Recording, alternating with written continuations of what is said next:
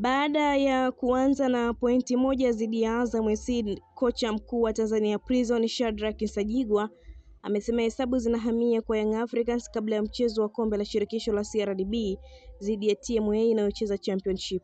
Nsajigwa aliyejiunga na maafande hao hivi karibuni kurithi mikoba ya Zedkia Otieno juzi aliongoza timu hiyo ilitoshana nguvu dhidi ya Azam kwa suluhu. Wajelajela hao wanatarajiwa kushuka tena uwanjani Machi 8 kuwakaribisha TMA katika mchezo wa kombe la shirikisho hatua ya 32 bora, mechi ikipigwa wilayani Chunya mkoani Mbeya.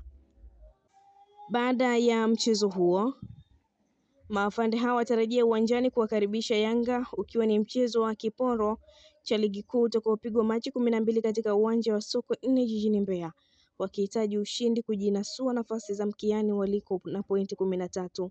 Nsajigwa amesema wakati wakijiandaa na mchezo dhidi ya TMA wanafahamu ugumu wa Yanga, hivyo wanaenda kujipanga ili kuhakikisha wanapata matokeo mazuri na kujiweka pazuri kwenye msimamo. Amesema matokeo walionayo sio mazuri sana na kwamba kila mchezo wao kwao ni vita ya pointi kuhakikisha wanakuwa salama mwisho wa ligi, akiomba sapoti ya mashabiki wa timu hiyo. Tunaanza na Yanga wakati tukisubiri TMA, ni mchezo mgumu kwa kuwa ni timu kubwa yenye wachezaji wazuri. Nadhani nitaielezea zaidi huko mbele. Tunaenda mechi kwa mechi, amesema kocha huyo. Kwa upande wake beki wa timu hiyo Doto Shabani amesema pointi moja walioipata dhidi ya Azam imeongezea nguvu kupambana kwenye mechi zijazo ili kujiweka sehemu nzuri. Amesema matokeo hayo ni salamu kwa timu zinazofuata na kwamba yeye anayekutana naye asitarajie mteremko kwani hawatakuwa wanyonge. Tumepata nguvu mpya na hii ni salamu kwa timu zinazofuata. Tunaomba zaidi ushirikiano wa mashabiki na tutapambana kubaki salama, amesema nyota huyo. Katika mechi kati ya Azam na Tanzania Prison kipindi cha kwanza, timu zote zilicheza kwa tahadhari na mashambulizi ya kushtukiza hadi mapumziko.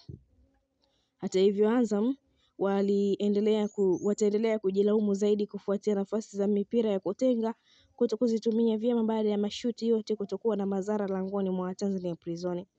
Kipindi cha pili Azam alionekana kutawala mchezo kwa mashambulizi ya mara kwa mara, huku Prison ikiwa na jukumu la kuokoa zaidi hatari, hasa kipa wake Musa Mbisa aliyesimama imara golini. Katika dakika ya 77 Prison ilifanya mabadiliko ya kiufundi kwa kumpumzisha Lambati Sabianka aliyempisha Samsoni Mbangula na Neva Kagoma akichukua nafasi ya George Mpole. Mabadiliko hayo yaliwapa nguvu maafande hao hasa eneo la ushambuliaji, ambapo Mbangula aliwapa wakati mgumu mabeki wa Azam kwa kukosa dhidi ya kipa Aishi Manula, akiwamo dakika ya 90 alipoupisha mpira uliomkuta Neva aliachia shuti kali ambalo lilipanguliwa vyema na Tanzania Wani. Nayo Azam ilifanya mabadiliko kumtoa Zidane Serari na nafasi yake kujazwa na Alibogasti Kiayobia, huku James Akamiko akimpisha Sadio Kanuti, na licha ya kubadilisha wachezaji matukio yalibaki vile vile. Leo ni Tanzania Prison dhidi ya Young Africans katika uwanja wa KMC Complex, mchezo wa kombe la CRDB Federation Cup. Itakuwaje kwa upande wa maafande hao? Itakuwaje kwa upande wa wananchi Young Africans, ambapo jana tumeshuhudia Simba Sport ikimfunga B19 goli 2-0.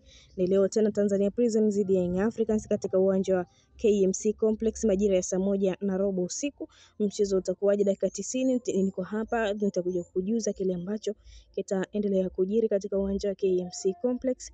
Niliyekuandalia na kukusomea taarifa hii mimi Sport Lady Kuniliza. Endelea kuwa nasi, usisahau kulike, kushare, kucomment pamoja na kusubscribe channel yetu ili uendelee kufurahia taarifa zetu mbalimbali za kimchezo. Cha muhimu ni wewe kuwa notification kwa ajili ya kupata taarifa zetu pindi tu tunapoweka taarifa mpya kwenye channel yetu ya Malkia wa Soka. Hadi wakati mwingine, endelea kuwa nasi. Mimi ni Kuniliza, bye bye.